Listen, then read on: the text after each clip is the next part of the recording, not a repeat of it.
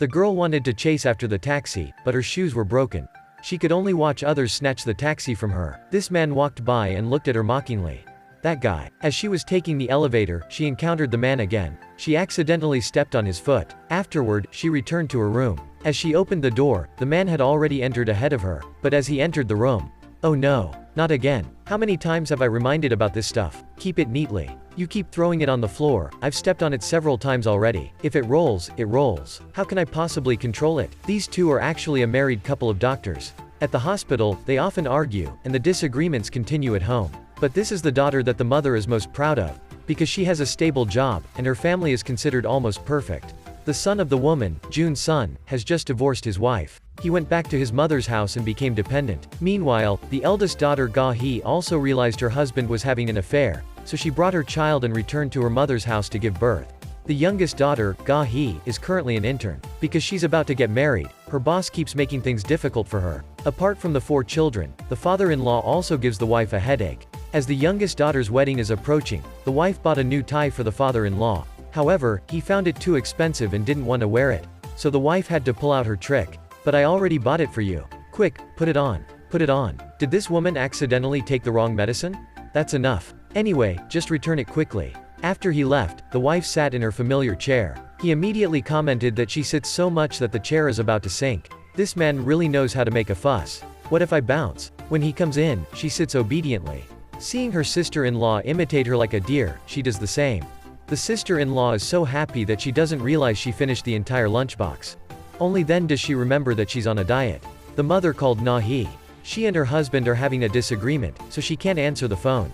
Therefore, she temporarily turned off her phone, which surprised her mother. What is that girl doing? What could have happened? The mother thought a lot and assumed she might be exercising. Exercising? But she hates that the most. The mother didn't know. "Mom, I'm busy counting money."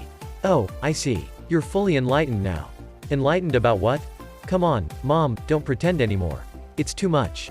It seems the girl and her husband have a very close relationship, which the mother admires.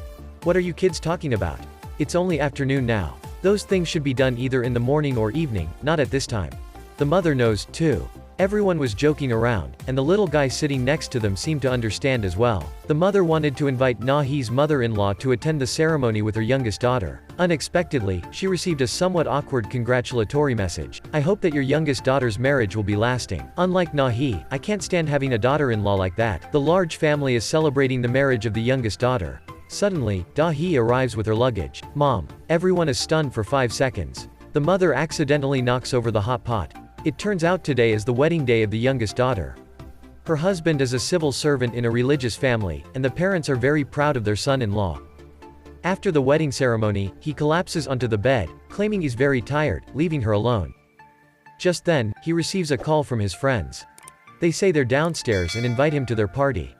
This time, he's full of energy again, and both husband and wife go to the party with their friends. Even though she's tired, she still has to follow along. Friends urge both of them to drink alcohol as a couple, but there's a girl behaving very strangely. She says she has a stomachache and needs to go to the restroom. He also uses that as an excuse to leave. Da-hee remembers she left something in the room and returns. To her surprise, she sees her husband and the same girl from earlier kissing. When the guy notices Da-hee, he quickly pushes the girl away. Da-hee, disappointed, gathers her things and goes back home. He follows her, not apologizing but saying that they don't have any relationship. Of course, she doesn't believe him. He says her education isn't as good as his, her background isn't as good as his, and the reason he married her is that his mother wanted him to marry a slightly foolish girl, so the marriage would be more stable. Angry, she takes her luggage and returns home.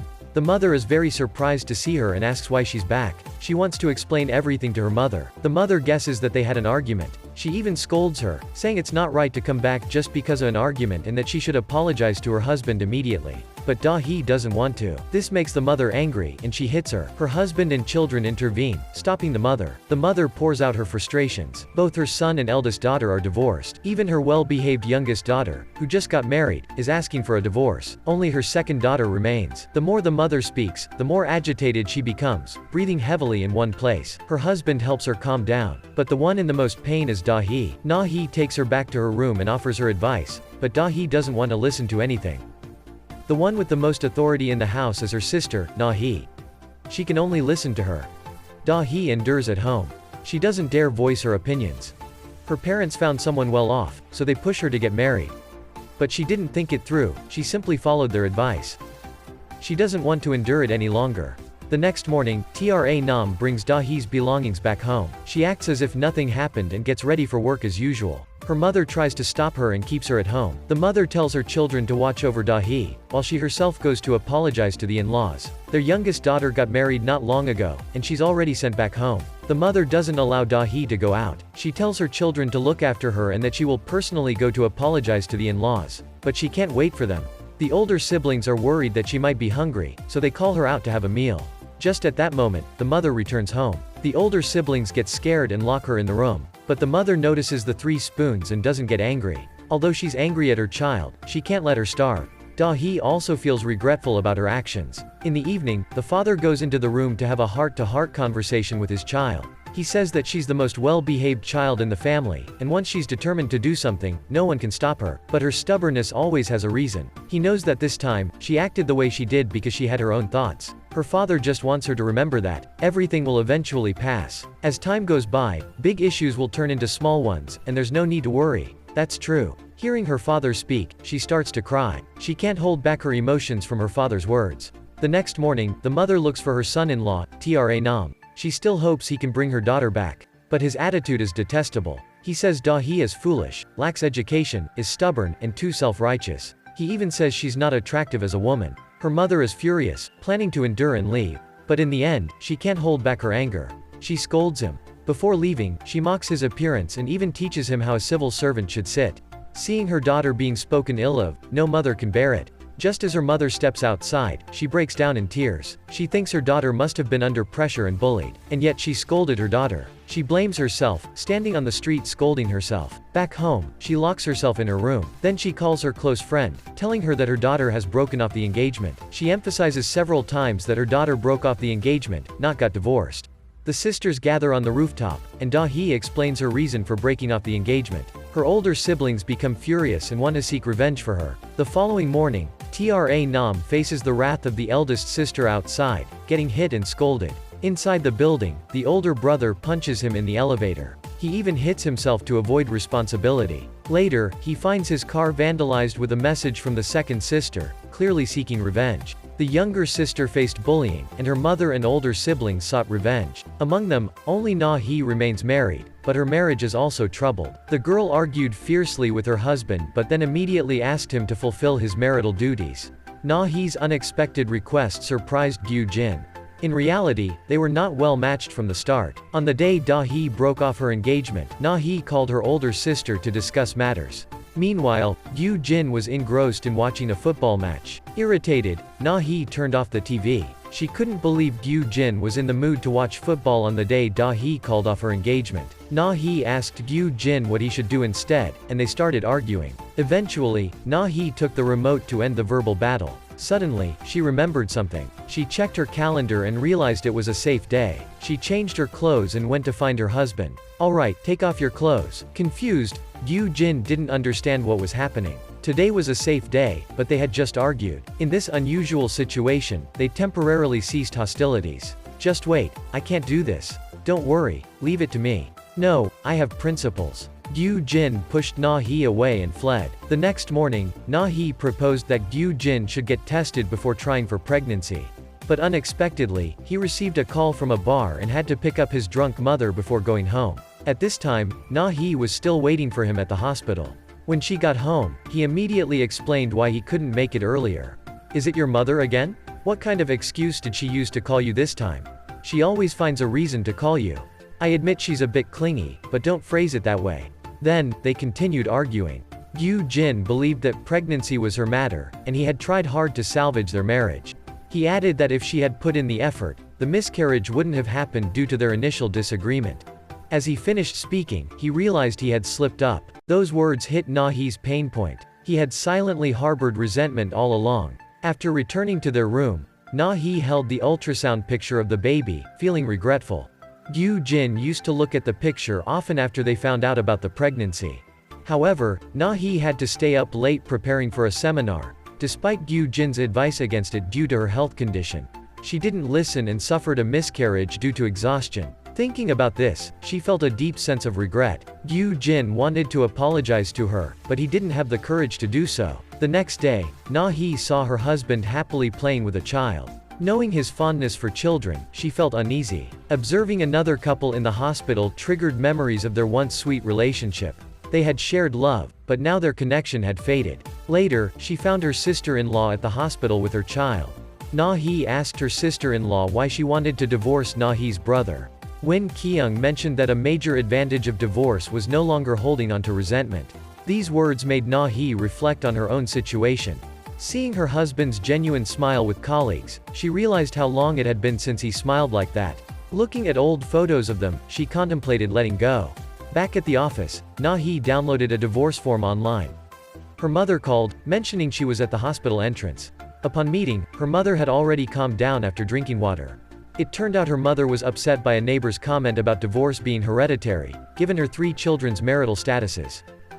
Angry, her mother sought out Na-hee and expressed her hopes for Na-hee's successful marriage. Her mother emphasized that her well-being depended on Na-hee's marital happiness.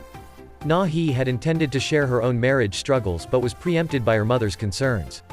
She had to hold back her thoughts. After contemplating at the office, Na-hee called Gyu Jin to meet at their familiar place. Upon meeting, she directly proposed, "Let's divorce." The young man was carrying his drunk wife home. Afterward, he fell asleep, and in the morning, when Na-hee proposed a divorce, Gyu Jin was surprised. However, she earnestly told him that they argue every day, or at least prepare to argue.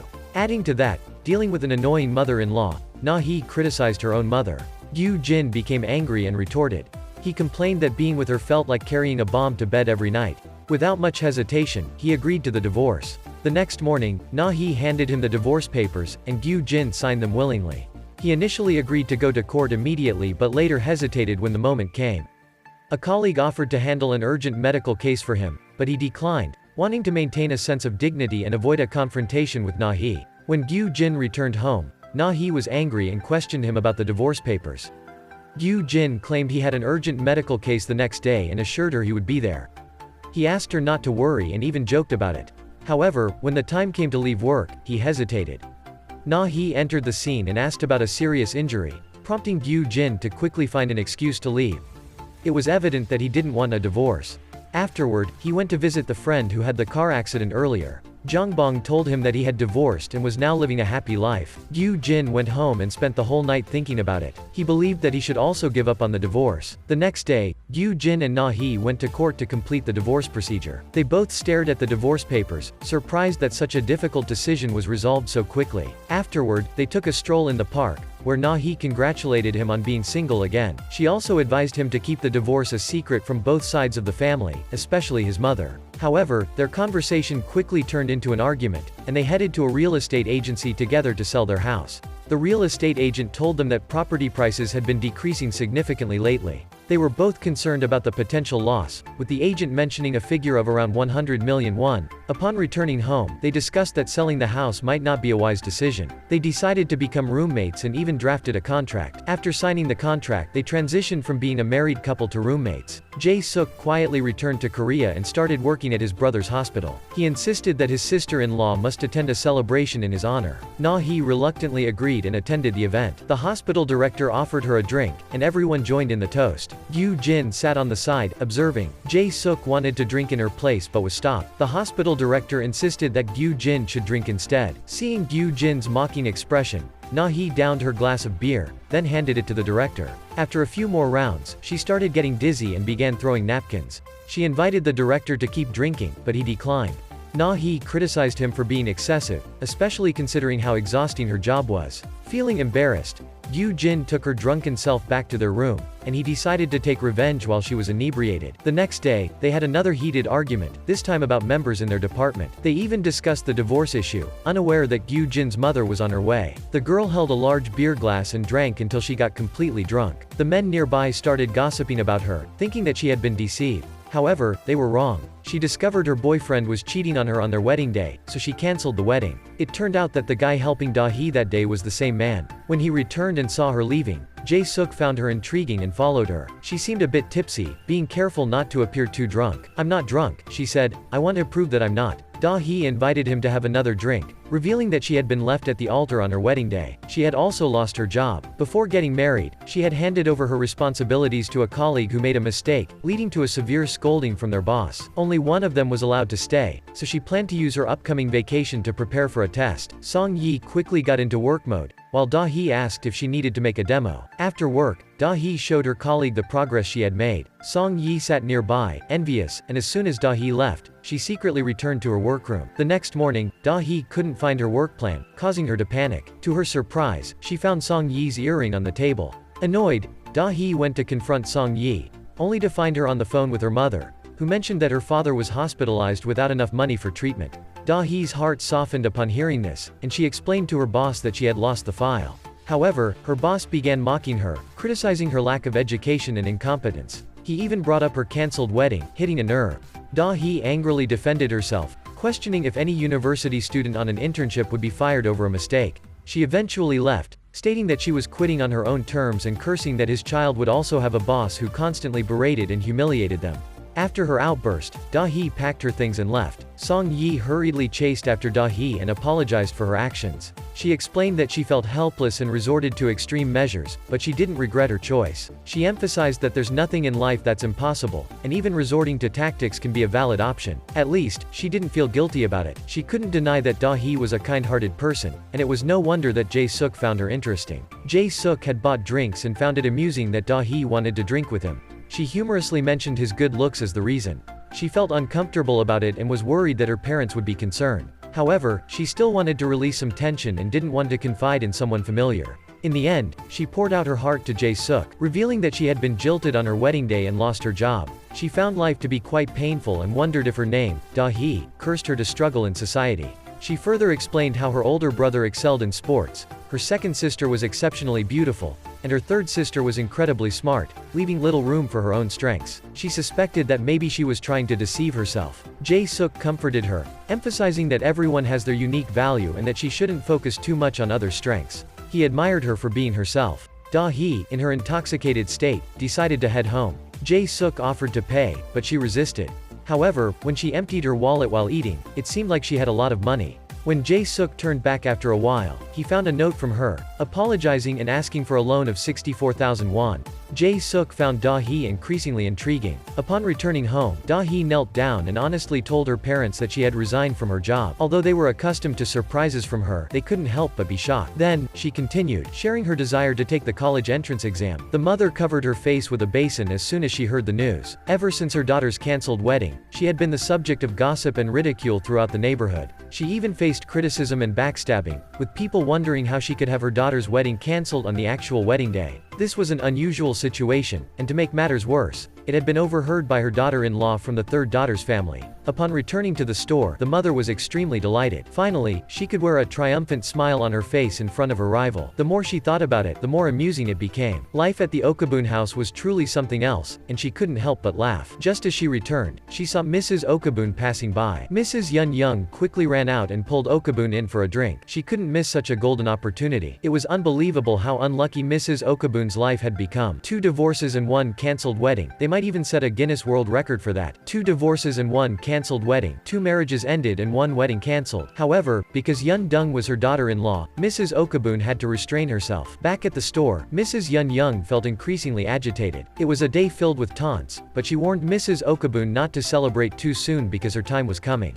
The next day, Mrs. Ok Boon bumped into Mrs. Yeong at the market. Trying to avoid a confrontation, Mrs. Ok Boon quickly turned away and covered her face with a basin. It was a case of meeting one's match in the narrow alley of life. That evening, Da-hee announced to her family that she wanted to go to college. She expressed her desire to start fresh, pursue the thing she loved, and Junsun and Ga-hee also chimed in. Ga-hee mentioned that she was almost 30 years old and wondered if she could still handle studying. She had even bought insurance before daring to drop a bombshell like this. Da-hee admitted that she might not be the brightest, but she was willing to give it her all. She hoped her parents could trust her this time. She also insisted she wouldn't ask for tuition money and would earn it herself. Her father mentioned that education seemed challenging these days, but her mother was supportive and encouraged her to give it a try. She believed that if others could do it, Da-hee could too. Her mother's words deeply touched Da-hee. The next day, her mother packed extra food for her during mealtime. Her older siblings were a bit jealous and teased her, saying she shouldn't be treated as the baby anymore. They joked that the Da-hee from yesterday yesterday was no more, and she had transformed into a new person.